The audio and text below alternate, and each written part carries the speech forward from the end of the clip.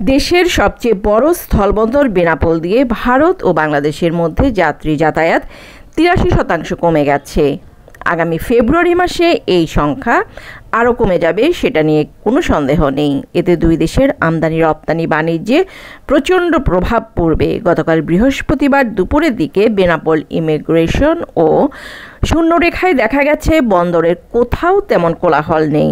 যাত্রীদের দীর্ঘ লাইনে দাঁড়িয়ে থাকার চিরচেনা দৃশ্যও কিন্তু চোখে পড়েনি কোথাও।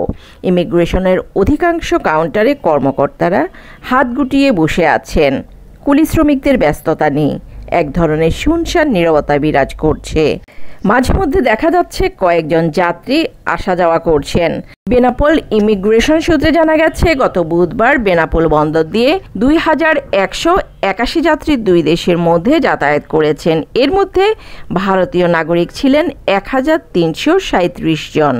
মূলত গত বছর জুলাই মাসের পর থেকে ভারত সরকার বাংলাদেশের নাগরিকদের ভ্রমণ ভিসা বা ট্যুরিস্ট ভিসা বন্ধ করে।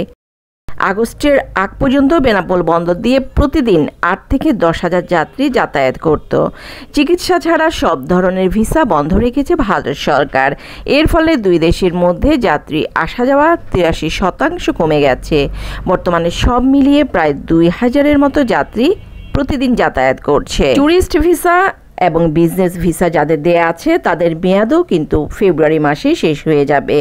তখন যাতায়াত আরও কমে যাবে। বেনাপোল বন্দর দিয়ে শাড়ি, কাপড়, 3 পিস এবং শিল্প কারখানার যন্ত্রপাতির আমদানি বেশি। আমদানিকারকেরা ভারতে গিয়ে দেখে শুনে এসব পণ্যের এলসি খোলে। ভিসা বন্ধ থাকায় তারা তো ভারত যেতে পারছে না। সো আমদানি পণ্যে ব্যাপক প্রভাব পড়ছে। এখন যারা যাতায়াত করছে তাদের মধ্যে প্রায় ৮০ থেকে ৯০% রোগী চিকিৎসার জন্য ভারত যাচ্ছেন। আর ভারত থেকে যারা আসছেন তাদের মধ্যে লাগেজ পার্টির লোকজন বেশি।